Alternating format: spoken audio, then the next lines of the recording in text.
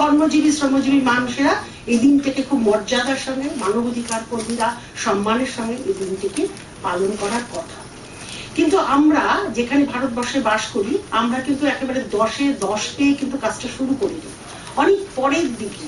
এবং তারপরে 17 তো সারা পৃথিবীকে নাড়িয়ে দিয়ে 10 days অফ দ্য ওয়ার্ল্ড হয়ে গেল। এবং ধীরে ধীরে পূর্ব ইউরোপের দেশগুলো, অন্যান্য দেশগুলো 13, 14, 15 থেকে শুরু করে সারা জায়গা ধরে ধরে এই দিনটাকে একটা দিন হিসাবে পালন করতে শুরু করলেন। দাবি যেটা ছিল যে মজুরি একেবারে 18 ঘন্টা কাজ নয়, 10 ঘন্টায় কাজটাকে নামিয়ে আনা, যখন তখন তাড়িয়ে দেওয়া যাবে না, তাকে প্রসবকালীন ছুটি দিতে হবে, এবং নিজের অর্থ নিজে ব্যাংকে গচ্ছিত রাখার অধিকার তার হাতে থাকবে। এই জায়গাগুলোকেই কিন্তু গুরুত্ব দেওয়া হয়েছে। এবং সেটা পেতে পেতে বারবার প্রসব হওয়া এবং বারবার কাজ চলে যাওয়া, এই জায়গাটা একটা বিড়ম্বনা, বিভীষিকার জায়গা। 61 সালে ভারতবর্ষে মেটারনিটি লিভ এটা চালু হয়েছিল। এবং আস্তে আস্তে বিভিন্ন সময় নারীর সুরক্ষার জন্য অনেকগুলো মেটারনিটি ল তৈরি হয়েছে। কিছুদিন আগে সেই কর্মক্ষেত্রে যৌন নির্যাতনও তখন ছিল। আজকে সেই যৌন নির্যাতনের জন্য ভারতবর্ষ গোটা একটা আইন পেয়েছে, তার রিড্রেসাল পাওয়ার অধিকার হয়েছে, প্রিভেনশন হয়েছে, তার প্রোটেকশন হয়েছে। এই জায়গাগুলো কিন্তু তৈরি হয়েছে। এবার বিষয়টা হচ্ছে সেটাকে কিভাবে কাজে লাগানো যায়। আমরা দেখেছি মিডিয়ার কিন্তু নারী আন্দোলনের ক্ষেত্রে, মানবাধিকার আন্দোলনের ক্ষেত্রে খুব গুরুত্বপূর্ণ একটা ভূমিকা থাকে। এগিয়ে যাওয়া মানুষ এগিয়ে ভাবে, পিছিয়ে থাকা মানুষ ক্রমশ চেষ্টা করে তাকে পিছিয়ে রাখতে, টেনে রাখতে। সমস্ত বিবর্তনের সব শর্ত ভুলে গিয়ে আমরা দেখেছি যে নির্ভয়া কাণ্ডের যে কথাগুলো, যেটা খুব লজ্জাজনক, অপমানজনক কথা, সে কথাগুলো কিন্তু উঠে আসে। এবং যেটা আমরা বারবার বলি পেট্রিয়ার্কি, সেই কমলা ভাসিনের লেখা পেট্রিয়ার্কি, হোয়াট ইজ পেট্রিয়ার্কি, সেই জায়গাটা দাঁড়িয়েও আমরা বলবো যে পেট্রিয়ার্কি শুধু মহিলাদেরই ক্ষতি করে না, পুরুষেরও ক্ষতি করে। পিতৃতন্ত্র যেমন একদিকে সুরক্ষার জাল বনে, আমরা দেখেছি টিভির পর্দায় যদি আমরা তাকিয়ে দেখি, সেখানে প্রত্যেকটা জায়গায় দেখা যাবে না না না, সন্ধ্যার পরে বেরোবে না, তোমরা এই করবে না, সেই করবে না, শাশুড়ির পায়ের তলায় পড়ে থাকছে, লেখাপড়া শিখতে চাইছে এইটুকু অধিকারের জায়গা থেকে। কবে 1850-এ বিদ্যাসাগর বাল্য বিবাহের বিরুদ্ধে বলেছে, কিন্তু আমরা দেখি পর্দায়, এই ছোট্ট পর্দাটা বক্সের মধ্যে ক্রমশ ঢুকে যায় সে ভয়ঙ্কর জায়গাটার মধ্যে। কার কোনো লজ্জা হয় না? তার কি সামাজিক দায়বদ্ধতা তো রাখতে হবে যে কথাগুলো বলবো আফিম হিসেবে ঢুকিয়ে দেব, না একটা বিবেচনার জায়গা থেকে একটা পদক্ষেপ দেব? আমরা খুব ভালো লাগে সন্ধ্যাবেলা মেয়েদেরকে কাঁদাতে পারলে খুব ভালো।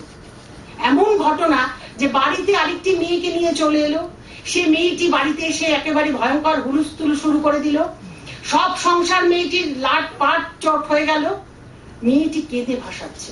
এবং আমরা দেখছি যখন একটা হলগুলো ছিল, তখনও বলতো যে যেখান থেকে মেয়েরা কেঁদে বেরোয় সেই ছবি খুব বাণিজ্য দেবে। এবং যে ছবিগুলো, যে সিরিয়ালগুলো মেয়েদেরকে কাঁদায়, অপমান করে, লাঞ্ছিত করে এবং সমস্ত অধিকারকে খর্ব করে যা খুশি তাই গোল্লায় পাঠিয়ে দেয়, তার নাকি টিআরপি বেড়ে যায়। এই যে জায়গাটা, কি বিজ্ঞাপন। আর আমরা উদ্বেগ হয়ে থাকি যে এরপরে কি হবে, এরপরে কোন অধ্যায়টা আসবে, এই জায়গাটা। এবং খবরের কাগজেও যখন নারী নির্যাতনের কোনো কথা ওঠে, সে কি হয়েছে, কখন হয়েছে, কিভাবে হয়েছে, জায়গাগুলোকে খুব একটা আইটেম হিসাবে ব্যবহার করা হয়, কিন্তু আমরা দেখি যে কথাগুলো সত্যিকারের লড়াইয়ের কথা, আন্দোলনের কথা। আজকে প্রেস ক্লাব থেকে আজকে মোহরকুঞ্জে একটা মিছিল, প্রায় 1003 নারীর মহিলা মিছিল করে এসেছিল আজকে 8 তারিখে, দিনটাকে সার্থক করবার জন্য এসেছিল। কেন এসেছে? সেই মহিলারা একটা ঘোষণা নিয়ে। সে ঘোষণাটা হচ্ছে আমাদের যখন তখন কাজ থেকে তাড়িয়ে দেওয়া চলবে না। তারা দাবি করেছে, যারা আমাদের বাড়িতে কাজ করে তারা দাবি করেছে যখন তখন তাড়ানো যেমন চলবে না, আমাদের একটা ছুটির দিন দিতে হবে, যেদিন আমার দিন, আমি বিশ্রাম করব, যেদিন শুধুমাত্র আমার জন্য থাকবে। আমাদের ভাবাবে প্রথম কথা, সুনন্দাদি যেটা বলতে চাইলেন, যেটা বিনোদনের জায়গা থেকে যেভাবে মিডিয়া নারীকে যেভাবে অন্যায়িত করছে, এই জায়গাটাতে আমাদের বিশেষভাবে নজর দেওয়ার দরকার। কারণ সবকিছুই যা বিক্রয় বাজারে, সেটা নারীর চোখের জল বোধহয় তার একটা বড় জিনিস, মানে মূল্য বা মূল্যবান পণ্য। তো সেইটাকে পুঁজি করে যারা যে সমস্ত বিনোদন ব্যবসায়ী কোমর বেঁধে নেমে পড়েছেন এবং ঝনঝন করে তাদের টাকায় ভান্ডার ভরছেন, সেই জায়গাটা আমাদের মনে হয় নজর দেওয়ার দরকার। দ্বিতীয় যে কথাটি বলছেন সেটা আরো গুরুত্বপূর্ণ।